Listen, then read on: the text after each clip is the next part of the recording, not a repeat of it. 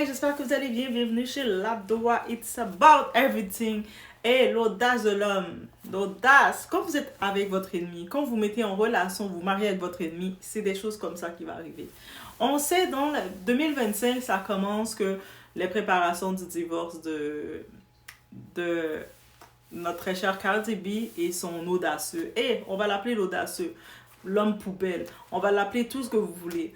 Lui, suite à ça, dans certains podcasts, certains entretiens, il a laissé savoir que si il y a raison de divorce, c'est à cause que Cardi B était en compétition avec lui. Il sentait que Cardi B était en compétition avec lui et elle le dépassait même. Et quand je vous dis des fois, quand vous êtes avec votre ennemi, il va être content pour vous tant que vous ne l'avez pas dépassé.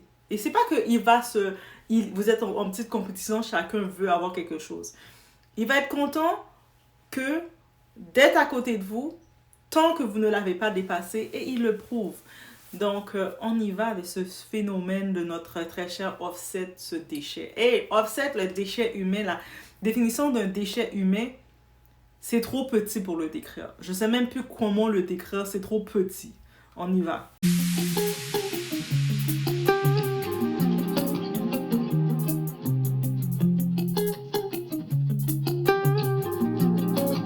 Donc, déjà, d'imaginer, c'était déjà une pièce perdue.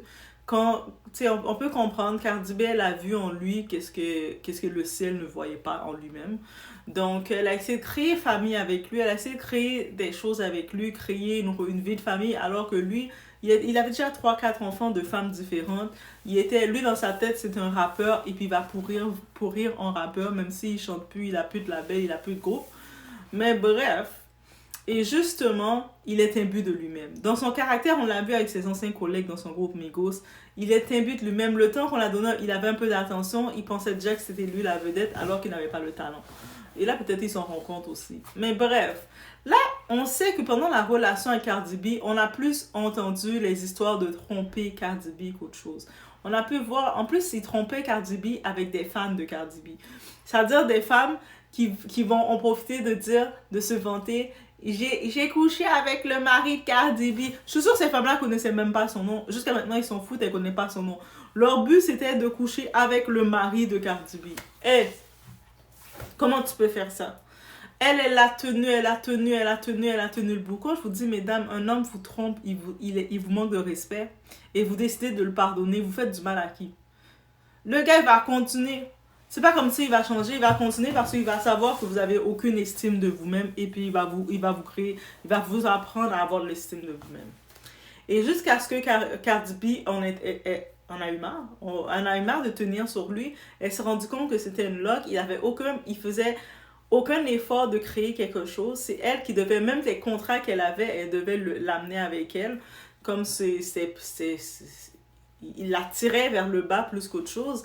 Même quand elle veut créer une image, elle a une équipe avec elle dans le côté visuel du fashion.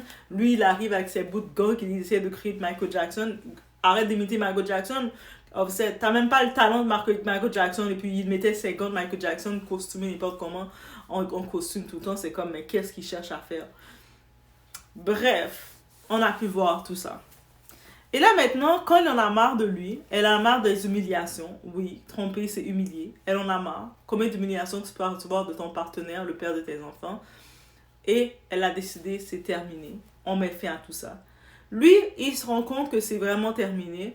Il commence à faire son nerveux, trouver des excuses au lieu de dire c'est sa médiocrité qui a fait qu'il ne voulait pas gérer un couple.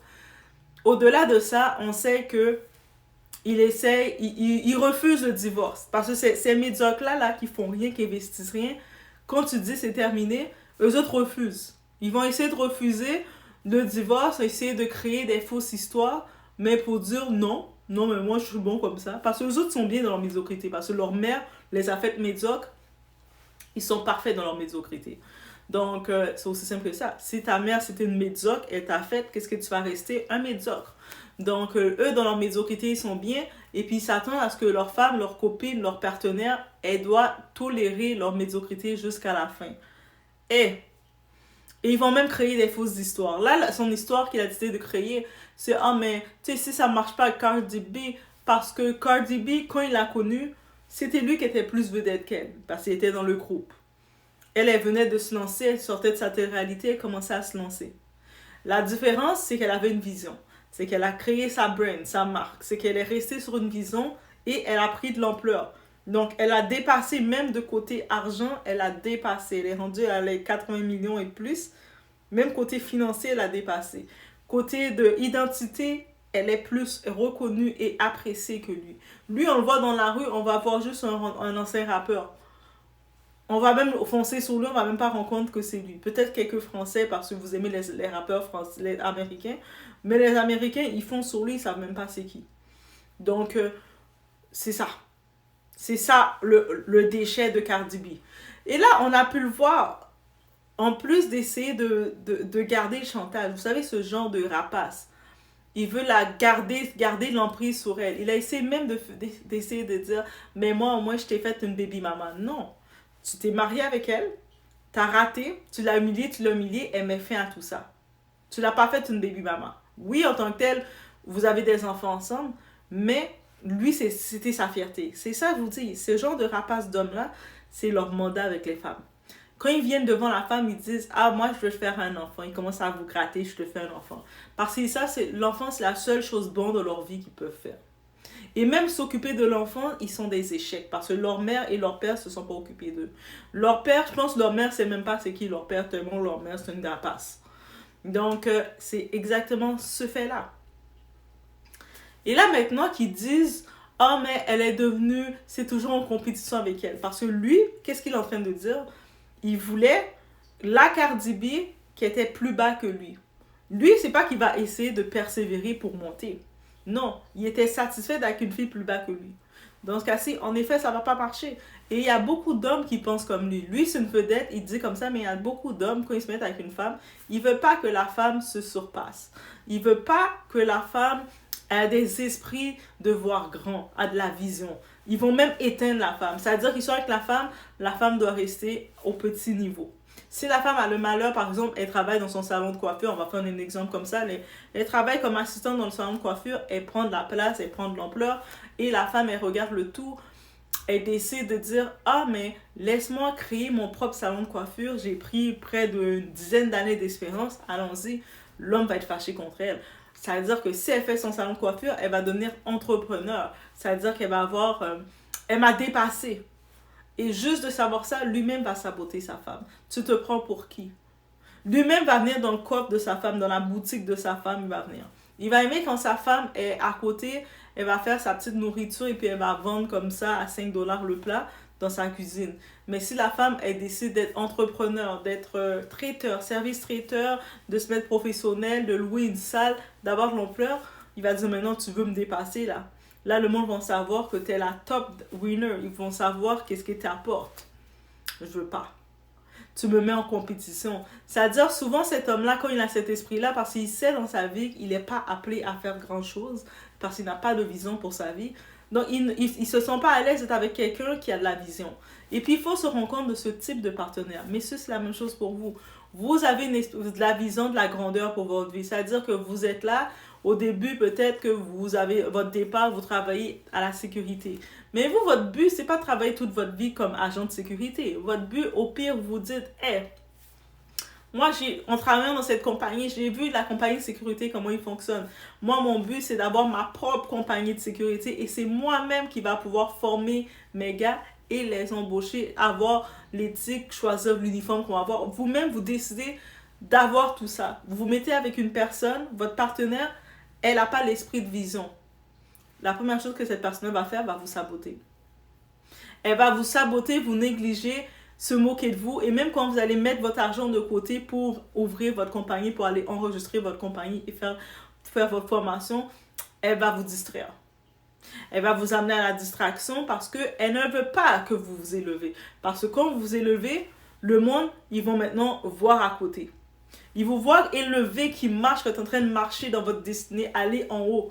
Et vous êtes en train de monter en haut, vous essayez d'amener votre partenaire. Mais votre partenaire n'a pas de vision. Qu'est-ce qui va arriver, vous pensez? Le monde va voir, il y a quelque chose qui ne marche pas.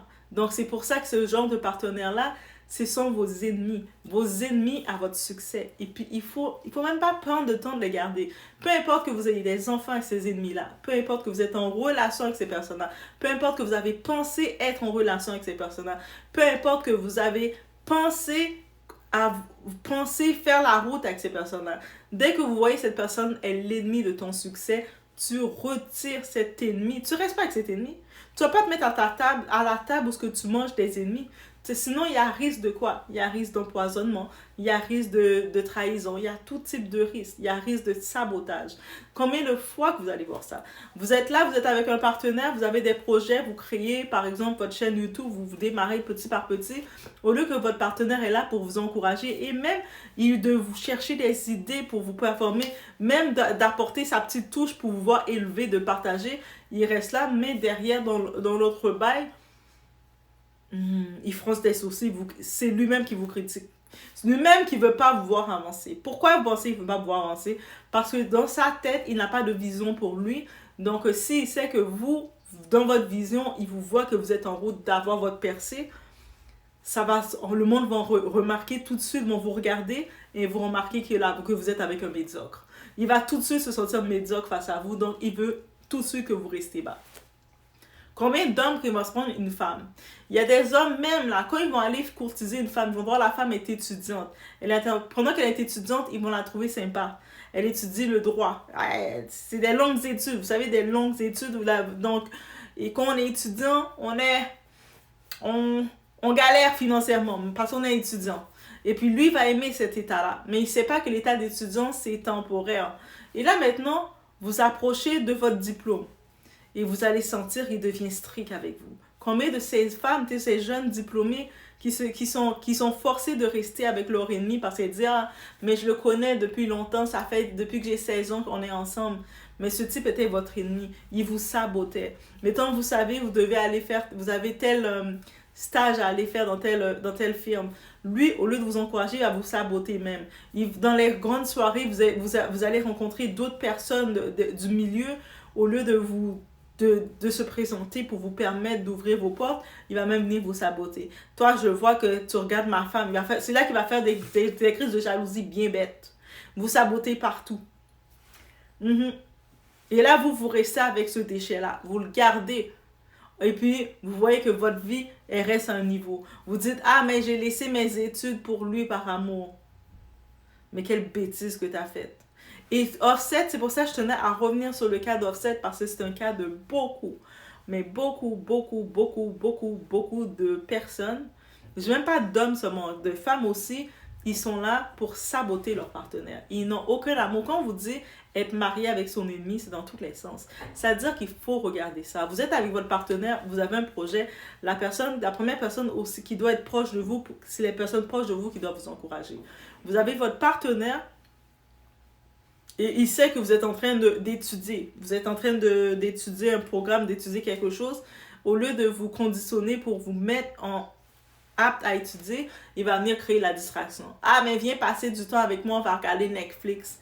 Ah, il y a telle soirée, on va aller, c'est la fête de telle personne. Il est le premier à vous distraire. Dès qu'il y a pour vous distraire, il est là. Il est comme ça, il vous pousse dans la distraction. Ou sinon, ce type d'homme-là, pour vous distraire, ils savent quoi faire. Vous mettez un enfant, vous mettez une grossesse. Là, vous êtes là, vous retrouvez avec le bébé, et puis lui, tout d'un coup, il n'est plus là. Et puis, quand il voit que vous êtes capable de vous en sortir, malgré le bébé, vous êtes toujours motivé. Il va mettre un deuxième bébé. Et ainsi de suite. On prend l'exemple de Offset, cette pourriture, mais on pourrait prendre l'exemple, on voit les autres célébrités. On voit par exemple celle qui faisait la petite sirène, Hailey. Elle venait de faire déjà, c'est compliqué son départ avec sa soeur dans la musique, avec Chloé. Là, elle a été capable d'avoir un rôle, une visibilité avec Disney. Vous savez, Disney, ils ont une image quand même très stricte pour leurs acteurs, leurs vedettes. Donc, à peine elle est encore en train de faire la promotion de son tout, elle arrive avec une grossesse qui arrive. Le type, il n'a pas voulu faire les choses bien et la petite princesse de Disney annoncer un mariage pour elle, pour que le conte de Disney continue. Il a tout de suite mis Baby Mama enceinte dans son coin. Et puis là, même si elle chante bien, c'est bien mignon. Elle est avec son bébé, c'est bien mignon. Mais il n'est pas venu pour rien la mettre la grossesse. Déjà, on voyait dans les interventions qu'il faisait. Tu sais, le film, On regarde le film La Petite Sirène, là, qu'elle a fait. Il n'y a pas eu de... C'est la petite sirène, là. Le petit bisou qu'il y a eu, là, avec le prince, et vers la fin, ça a duré 5 secondes. C'est... Même manière, ce qu'il regardait, elle a même pas vu la scène. Donc, ça veut dire que c'est une petite scène soft. Et lui, il faisait des commentaires. Ah, j'ai vu comment tu t'approches du prince. Créer des fausses jalousies pour montrer que non, c'est de l'amour. Mais non, c'est du sabotage, ça s'appelle. Et jusqu'à ce que, pendant qu'elle est encore dans l'image de la petite sirène, qu'est-ce qu'il a fait? L'a foutue enceinte.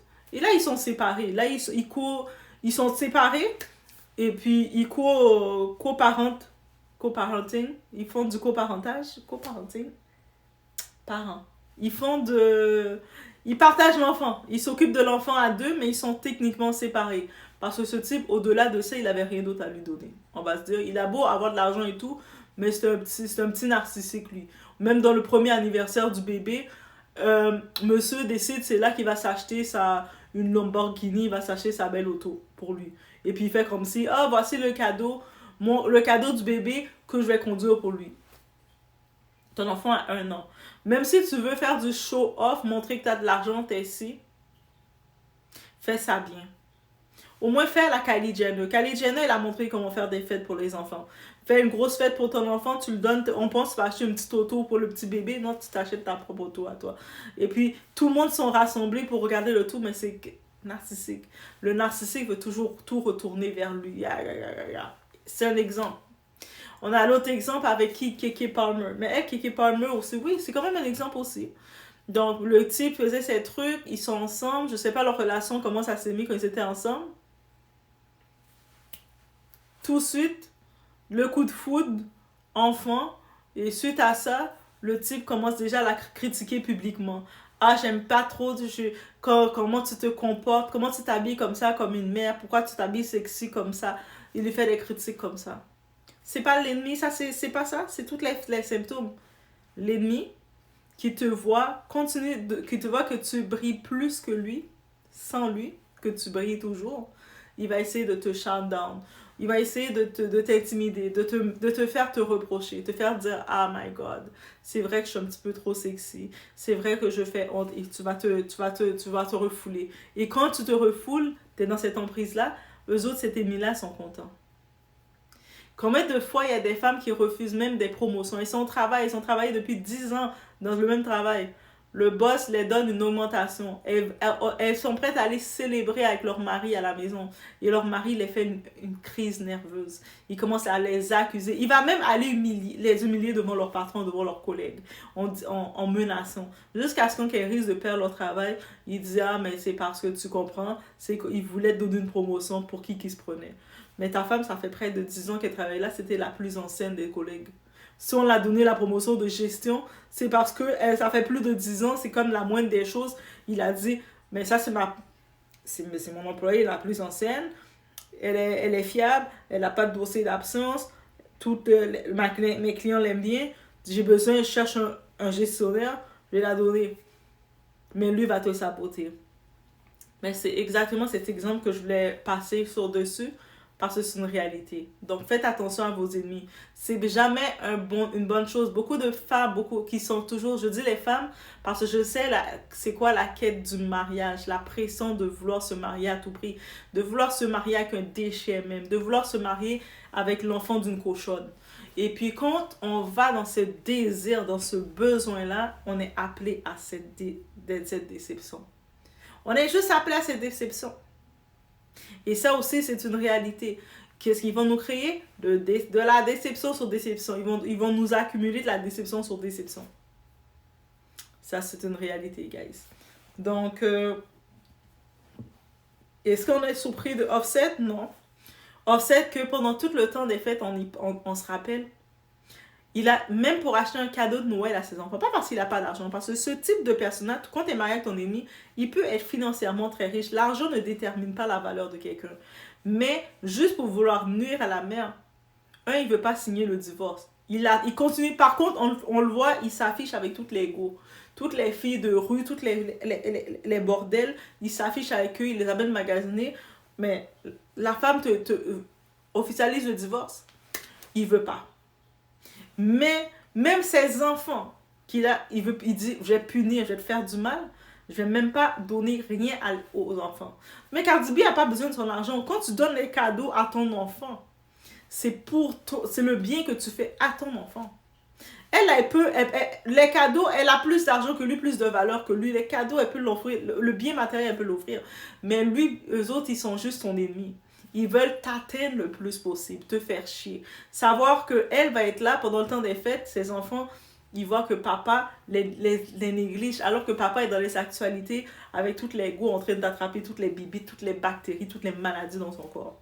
Et dans quelques années, cette pourriture-là d'Offset, oui, Offset, c'est une pourriture.